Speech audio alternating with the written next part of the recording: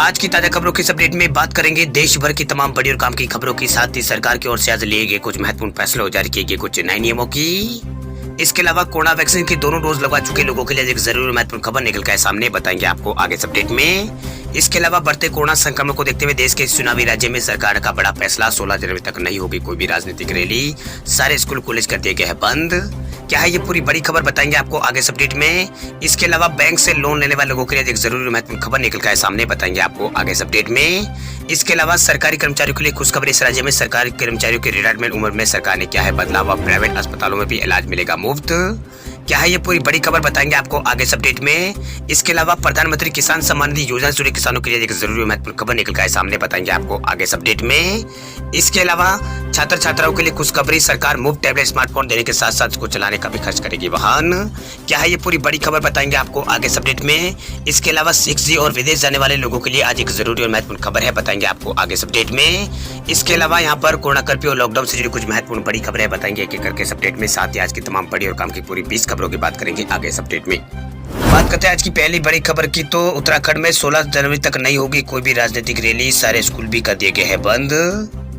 उत्तराखंड में कोरोना संक्रमण के एक दिन में 844 नए मामले सामने आने के बाद शुक्रवार को कोविड गाइडलाइन को यहाँ पर रिवाइज यहाँ पर कर दिया गया है। वही नई गाइडलाइन के मुताबिक राज्य में 16 जनवरी तक कोई भी किसी तरह की यहाँ पर पॉलिटिकल रैली नहीं होगी। वही सरकार के आदेश के मुताबिक किसी भी तरह के इवेंट की इजाजत नहीं दी जाएगी। वही शादी और शव यात्रा में भी यहाँ पर 50 से ज्यादा लोग शामिल नहीं हो सकेंगे। वही रेस्टोरेंट, मॉल और स्टेडियम और पिक्चर हॉल अपनी पूरी क्षमता से 50% ज्यादा को यहाँ पर अनुमति नहीं दे सकते। वही वाटर पार्क और स्विमिंग पूल बंद रखने के आदेश भी दिए गए। इसके साथ ही यहाँ पर सरकार ने घोषणा की है कि 16 जनवरी तक राज्य के सारे स्कूल बंद रहेंगे। नाइट कर्फ्यू रात 10 बजे सुबह 6 बजे तक यहाँ पर उत्तराखंड में लागू रहेगा। चलिए बात करते हैं अगली खबर की, तो सरकारी कर्मचारियों के लिए खुशखबरी, आंध्र प्रदेश सरकार ने 23.29% बढ़ाई है सैलरी, रिटायरमेंट की उम्र को भी 60 से किया है 62। आंध्र प्रदेश सरकार ने शुक्रवार 7 जनवरी को अपने कर्मचारियों की सैलरी में 23.29% की बढ़ोतरी का ऐलान यहाँ पर किया। इसके साथ ही आंध्र प्रदेश सरकार ने कर्मचारियों की जो रिटायर्ड उम्र है वो 60 साल से बढ़ाकर 62 वर्ष कर दी है। इससे पहले मुख्यमंत्री YS जगनमोहन रेड्डी ने यहाँ पर लगातार दूसरे दिन विभिन्न एम्प्लॉय एसोसिएशन के प्रतिनिधियों के साथ बातचीत की। इसके बाद उन्होंने कर्मचारियों के वेतन में बढ़ोतरी और अन्य कदमों की घोषणा यहाँ पर की। इसके अलावा जगनमोहन रेड्डी ने यहाँ पर कर्मचारियों के साथ अन्य निलंबित मुद्दों का यहाँ पर इस साल 30 जून तक समाधान निकालने का वादा भी यहाँ पर किया है। जगनमोहन ने यहाँ पर एम्प्लॉय एसोसिएशन को बताया है कि वेतन में यह बदलाव 1 जुलाई 2018 से प्रभावी होगा, जबकि इससे जुड़े मॉनिटरी का जो लाभ है वो 1 अप्रैल 2020 से यहाँ पर किया जाएगा। बढ़े हुए वेतन के साथ साथ नई सैलरी 1 जनवरी 2022 से यहाँ पर लागू की जाएगी। चलिए बात करते हैं अगली खबर की, तो प्रधानमंत्री किसान सम्मान निधि योजना से जुड़े किसानों के लिए जरूरी खबर, अभी तक नहीं मिली है 10वीं किस्त, तो हेल्पलाइन नंबर पर करें कॉल, तुरंत मिलेगी सहायता। प्रधानमंत्री किसान सम्मान निधि योजना के तहत 10वीं किस्त जारी हो चुकी है। प्रधानमंत्री मोदी ने 1 जनवरी को इस योजना के तहत किसानों के खाते में ये पैसे यहाँ पर ट्रांसफर किए थे। 10वीं किस्त यहाँ पर जारी की है। यदि आप इस स्कीम के पात्र थे और आपको अभी तक पैसा नहीं मिला है तो तुरंत आपको अलर्ट होने की जरूरत है। दरअसल किस्त जारी होने के अब तक यहाँ पर 7 दिन बीत चुके हैं। वही 7 दिन बीत जाने के बाद में अगर आपको पैसा नहीं मिला है तो आपको तुरंत सरकार की तरफ से मुहैया कराए गए हेल्पलाइन नंबर पर संपर्क करना चाहिए। आपको बता दें कि केंद्र सरकार ने देश भर के 10 करोड़ से भी ज्यादा किसानों के खाते में 20,000 करोड़ से भी ज्यादा की यहाँ पर धनराशि ट्रांसफर की है। वही प्रधानमंत्री किसान सम्मान निधि योजना के तहत लाभार्थी किसान परिवारों को हर साल यहाँ पर सरकार की ओर से 6,000 रुपए की वित्तीय सहायता दी जाती है, जो 2,000 रुपए की 3 समान किस्तों में यहाँ पर राशि किसानों के खाते में भेजी जाती है। वही अगर आपके खाते में अगर पैसे नहीं पहुंचे हैं तो आप हेल्पलाइन नंबर 1800-1155-266 पर कॉल कर सकते हैं। इसके अलावा PM किसान हेल्पलाइन नंबर 155261 पर भी कॉल करके इस बारे में जानकारी ले सकते हैं। इसके अलावा यहाँ पर email ID pmkisan.ict.gv.com इस वेबसाइट पर जाकर भी आप यहाँ पर ईमेल पर मेल यहाँ पर कर सकते हैं, pmkisan.ict.gov.in वेबसाइट पर। चलिए बात करते हैं अगली खबर की, तो लोन लेने वाले लोगों के लिए खुशखबरी, 30 सेकंड और सिर्फ 3 क्लिक में मिलेगा पर्सनल लोन। ये बैंक लाया है शानदार ऑफर। बैंक ऑफ बड़ौदा ने अपने कस्टमर्स के लिए बड़ा ऐलान किया। दरअसल बैंक ऑफ बड़ौदा ने अपने ग्राहकों को pre approved personal loan offer यहाँ पर दिया है, जिसके तहत जो ग्राहक है वो 30 सेकंड में सिर्फ 3 क्लिक पर ये लोन यहाँ पर ले सकता है। यही लोन से संबंधित किसी भी पूछताछ और डिटेल के लिए ग्राहक बैंक ऑफ बड़ौदा की जो ऑफिशियल आधिकारिक वेबसाइट है bankofbaroda.in उसके ऊपर लॉग इन करके यहाँ पर अधिक डिटेल यहाँ पर के बारे में यहाँ पर जान सकते हैं। हालांकि यहाँ पर बैंक ऑफ बड़ौदा ने यहाँ पर अपने आधिकारिक ट्विटर हैंडल से प्री अप्रूव्ड पर्सनल लोन के बारे में ट्वीट किया है। उसमें यहाँ पर लिखा है कि 30 सेकंड और 3 क्लिक में आप यहाँ पर लोन ले सकते हैं, यानी पर्सनल लोन आप ले सकते हैं। चलिए बात करते हैं अगली खबर की। तो कर्मचारियों के लिए खुशखबरी, यूपी में सरकारी कर्मचारियों और पेंशनरों के लिए कैशलेस इलाज का शासनादेश हुआ जारी। सालों बाद पूरी हुई है कर्मचारी संगठनों की मांग। उत्तर प्रदेश के मुख्यमंत्री योगी आदित्यनाथ ने राज्य के सरकारी कर्मचारियों और पेंशनरों के लिए नए साल का तोहफा यहाँ पर दिया। दरअसल राज्य सरकार ने निजी अस्पतालों में 5 लाख रुपए तक के कैशलेस इलाज की सुविधा देने के लिए शासनादेश जारी कर दिया है। वही राज्य के मुख्य सचिव और चिकित्सा एवं स्वास्थ्य मोहन प्रसाद ने यहाँ पर पंडित दीनदयाल उपाध्याय राज्य कर्मचारी कैशलेस योजना को लागू करने के आदेश जारी किए हैं। वही राज्य सरकार के आदेश के बाद अब सरकारी कर्मचारी और पेंशनर जो है वो निजी अस्पतालों में बगैर पैसे खर्च किए इलाज करा सकेंगे। इसका यहाँ पर जो खर्च है उसका वहन यहाँ पर राज्य सरकार करेगी। चलिए बात करते हैं अगली खबर की। तो एचडीएफसी ग्राहकों के लिए खुशखबरी, अब घर बैठे भर सकेंगे कस्टम ड्यूटी। अगर आपका भी प्राइवेट सेक्टर के एचडीएफसी बैंक में अकाउंट है तो आपके लिए खुशखबरी। दरअसल बैंक अपने ग्राहकों को कस्टम ड्यूटी ऑनलाइन भरने की सुविधा यहाँ पर प्रदान कर रहा है। दरअसल एचडीएफसी बैंक का central board of indirect taxes and customs यानी सीबीआईसी और आइसगेट प्लेटफॉर्म के साथ इंटीग्रेशन पूरा हो गया है। अब ग्राहक बैंक के जरिए सीधा कस्टम ड्यूटी का पेमेंट यहाँ पर कर सकते हैं, कस्टम ड्यूटी के लिए पेमेंट कर सकते हैं। वैसे शेयर बाजार को शुक्रवार को दी गई जानकारी के मुताबिक बैंक ग्राहकों को एचडीएफसी बैंक का चयन करके सीधे कस्टम ड्यूटी पेमेंट करने की सुविधा देगा। वही एचडीएफसी बैंक ने कहा है कि वह कस्टम ड्यूटी के रिटेल और होलसेल पेमेंट दोनों की सुविधा यहाँ पर दे रहा है। चलिए बात करते हैं अगली खबर की। तो एयरपोर्ट पर लगेगा कम टाइम, मोदी सरकार पासपोर्ट में करने जा रही है बड़ा बदलाव। विदेश यात्रा करने वाले लोगों को एयरपोर्ट पर इमिग्रेशन जांच के लिए ऐसा खासा वक्त देना पड़ता है, लेकिन अब प्रधानमंत्री नरेंद्र मोदी के नेतृत्व वाली भारत सरकार आपकी इस मुश्किल को आसान कर जा रही है। दरअसल सरकार बहुत जल्द देश में यहाँ पर सभी नागरिकों के लिए ई पासपोर्ट यहाँ पर जारी करने वाली है। विदेश मंत्रालय के सचिव संजीव भट्टाचार्य ने हाल में यहाँ पर ट्वीट करके बताया कि देश में अब पासपोर्ट को बायोमेट्रिक डेटा के साथ सुरक्षित बनाया जाएगा। इसके जरिए दुनिया भर में भारतीय लोग आसानी से यहाँ पर इमिग्रेशन प्रोसेस को पूरा कर पाएंगे। उन्होंने लिखा है कि भारत जल्द ही अपने नागरिकों को अगली पीढ़ी का ई पासपोर्ट यहाँ पर भारत लेकर आ रहा है। चलिए बात करते हैं अगली खबर की। तो देश में पिछले 24 घंटों में कोरोना के 1,40,000 से अधिक नए मामले सामने आए। 282 लोगों की हुई है मौत।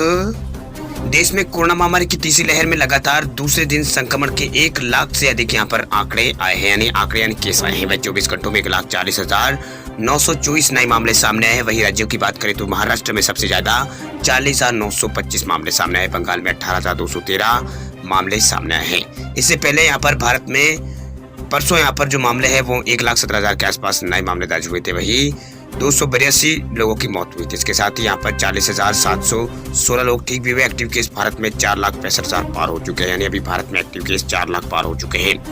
वही शहरों की बात करें तो मुंबई में हालात बिगड़ते जा रहे हैं। यहाँ पिछले 24 घंटों में 20,000 से ज्यादा मामले सामने आए हैं। वही पिछले 24 घंटों में 20,971 शुक्रवार को यहाँ पर मामले सामने आए हैं। वही 6 लोगों की मौत हुई, जबकि 8,000 से अधिक ठीक भी हुए। एक्टिव केसों की संख्या यहाँ पर 51,000 पार हो चुकी है। इससे पहले मुंबई में यहाँ पर 20,000 परसों यहाँ पर जो केस है वो सामने आए थे। वही देश में ओमिक्रॉन की मरीजों की संख्या में भी बढ़ोतरी यहाँ पर हो रही है। वही outbreakindia.com की वेबसाइट के मुताबिक शुक्रवार देर रात तक देश भर में ओमिक्रॉन मरीजों का आंकड़ा 3,044 हो गया। वही केरल में 25 पिछले 24 घंटों में। इसके अलावा हरियाणा में 9 नए मामले सामने आए हैं, कुल 34 नए मामले सामने आए हैं। वही 24 घंटों में नए मामले में ठीक होने वालों की संख्या 12,059 रही है, जबकि 1,785 मरीज अभी भी यहाँ पर इलाज करवा रहे हैं। देश में नए वेरिएंट के सबसे ज्यादा 876 केस महाराष्ट्र से है। दूसरे नंबर पर दिल्ली 465, तीसरे नंबर पर कर्नाटक 333, चौथे नंबर पर केरल 309, पांचवें नंबर पर राजस्थान 291 केस अब तक इस राज्य में सामने आ चुके हैं।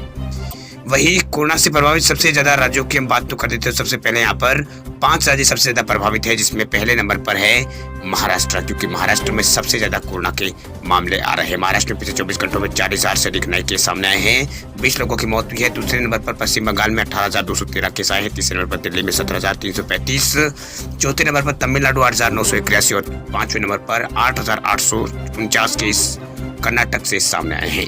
इसके अलावा राजस्थान से 330 और मध्य प्रदेश टोटल यहाँ पर 1,319 और उत्तर प्रदेश से 4,213 और इसके अलावा यहाँ पर पंजाब से 2,800 के आसपास केस आए। हरियाणा में 3,700 के आसपास और गुजरात में 5,300 के आसपास और छत्तीसगढ़ में 2,828 मामले सामने आए। बिहार में 3,000 से ज्यादा मामले सामने आए। झारखंड में 3,825 लोग संक्रमित कोरोना से हुए हैं। चलिए बात करते हैं अगली खबर की। तो उत्तर प्रदेश में छात्र छात्राओं के लिए खुशखबरी, छात्रों को मुफ्त टैबलेट और स्मार्टफोन देने के साथ साथ चलाने का खर्च भी देगी उत्तर प्रदेश की योगी सरकार। उत्तर प्रदेश के मुख्यमंत्री योगी आदित्यनाथ ने शुक्रवार को गोरखपुर में कहा है कि यूपी सरकार प्रदेश के 1 करोड़ छात्र छात्राओं को निःशुल्क मुफ्त टैबलेट या फिर स्मार्टफोन दे रही है, बल्कि डिजिटल एक्सेस के तहत टैबलेट और स्मार्टफोन चलाने के लिए खर्च भी यहाँ पर उपलब्ध कराएगी। उन्होंने ये बात कही। उन्होंने कहा है कि बहुत सारे गरीब बच्चे के जो माँ बाप है वो टैबलेट और स्मार्टफोन का खर्चा उठाने में सक्षम नहीं होंगे, इसलिए यहाँ पर सरकार ने मुफ्त यहाँ पर स्मार्टफोन और टैबलेट के साथ साथ इसमें 2 अतिरिक्त सुविधाएं भी यहाँ पर दी है। पहली सुविधा डिजिटल एक्सेस की दुनिया को बेहतर करने के लिए कंपनियों को जोड़कर इस पर बेहतरीन कंटेंट और पाठ्यक्रम उपलब्ध कराने की है। वहीं सीएम ने कहा है कि विद्यार्थियों को बिना कोई खर्च किए बेहतरीन कंटेंट और इसके अलावा यहाँ पर पाठ्यक्रम की सुविधा इसमें उपलब्ध होगी। वहीं सीएम ने कहा है कि देश में आबादी के लिहाज से सबसे बड़ा राज्य जो है यूपी, उसके युवा यहाँ पर अब स्मार्ट बनेंगे। इन टैबलेट्स और स्मार्टफोन से यहाँ पर केंद्र व प्रदेश सरकार के रोजगारिक योजनाओं का संपूर्ण जानकारी भी इसमें यहाँ पर एक क्लिक पर उपलब्ध होगी। वह सरकार ने युवाओं की पढ़ाई और प्रतियोगी परीक्षाओं की तैयारी के लिए ऐसे इंतजाम को सुनिश्चित यहाँ पर करने की बात कही है जिससे उन्हें बाहर जाने की नौबत न आए। चलिए बात करते हैं अगली खबर की। तो कोरोना संक्रमण को लेते हुए राजस्थान की गहलोत सरकार हुई है सख्त, डबल डोज वैक्सीन नहीं लगवाने वालों पर लगेगा 10,000 का जुर्माना।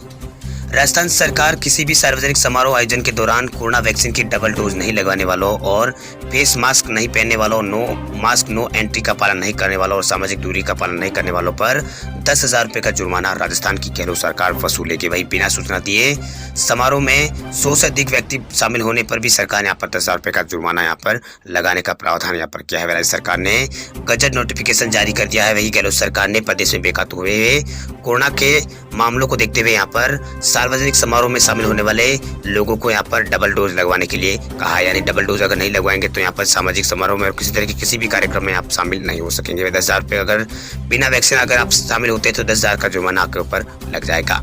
वही राजस्थान सरकार ने प्रदेश में सभी कर्मचारियों को 31 जनवरी तक डबल डोज लगाने के लिए भी यहाँ पर कहा है। यानी 31 जनवरी तक यहाँ पर सभी कर्मचारियों को कोरोना की दोनों वैक्सीन यहाँ पर लगवानी होगी। ये सरकार की ओर से ऐलान यहाँ पर किया गया है। चलिए बात करते हैं अगली खबर की। तो रेलवे का अपने कर्मचारियों को सर्कुलर, अभी तक कोरोना वैक्सीन नहीं लगाई तो एंट्री होगी बंद, छुट्टियों में भी होगी कटौती। कोरोना के बढ़ते मामलों को देखते हुए विशेषज्ञों का यह मानना है कि देश में तीसरी लहर की आहट यहाँ पर सुनाई देने लगी, यानी तीसरी लहर आ चुकी है।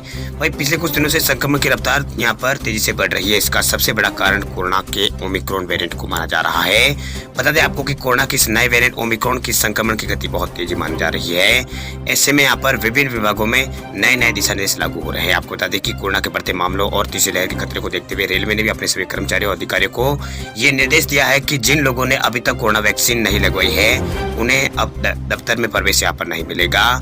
इस मामले में एक सर्कुलर भी यहाँ पर रेलवे के द्वारा यहाँ पर जारी कर दिया गया। सर्कुलर में कहा गया है कि रेलवे के जिन कर्मचारियों ने कोरोना वैक्सीन की दोनों डोज नहीं ली है वे अब केवल रेलवे भवन में प्रवेश भी नहीं यहाँ पर केवल रेलवे भवन में प्रवेश कर पाएंगे। जिन लोगों ने कोरोना वैक्सीन की दोनों डोज नहीं ली है उन्हें प्रवेश की अनुमति भी यहाँ पर नहीं दी जाएगी। वह रेलवे ने आदेश दिया है कि जिन लोगों ने वैक्सीन की दोनों डोज नहीं लगवाई है वे नियमों के मुताबिक अभी यहाँ पर घर पर ही रहेंगे।